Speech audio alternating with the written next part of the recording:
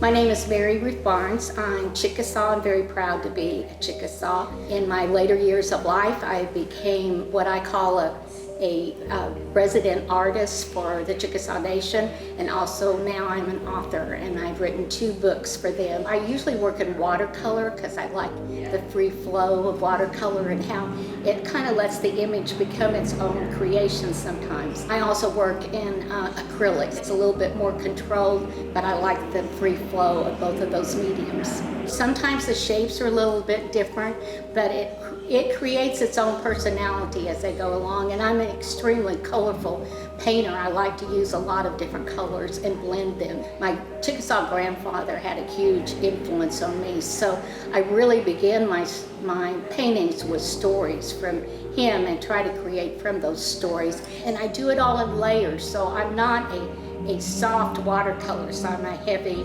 layer and layer and layer and let the paint bleed. So it's a lot of fun for me to have those creations kind of free flow. We all have similar stories in our life, whether we're indigenous people or not. We have backgrounds of culture and history, and so I think it's important that I try to reveal some kind of message, either of love or courage or resilience. As I pulled out the ideas for painting and looking at some of the animals, I'd say, oh, what did grandfather say about this? Or what story did he tell about the rabbit or the crow? And he had a horse called Hotupushi, which is butterfly. And he always told me as a little girl when he got sick that he was gonna get on his horse, Hotupushi, and fly away and be cancer-free. So I decided to paint his horse. And I thought, well, I'm going to put butterfly wings on the horse because that's what he told me he was going to do. And so I Googled the color of leukemia, which is what he had, to maybe paint the horse in that color.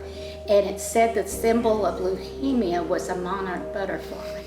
So I painted the horse with monarch butterfly wings, told the story to the Chickasaw Nation, entered it, and American Cancer chose it nationally for their caregiver brochure for leukemia patients. One of the pictures I have here is the 4 directions, and it has 4 horses in it. I added the horses as going in 4 different directions because to me, my grandfather taught me that the horse, the soba, was a strong, powerful creature and had some kind of a spiritual context to it. I think so many of our Chickasaw young people have such strong creativeness, and I think they need to utilize that and reveal it so that our culture can grow and expand. And I'm hoping to be an influence to those young people to know that even later in life, if you don't choose to be an artist early on, if you pick another career, doesn't mean you can't continue it as a hobby and make it important to you in later life.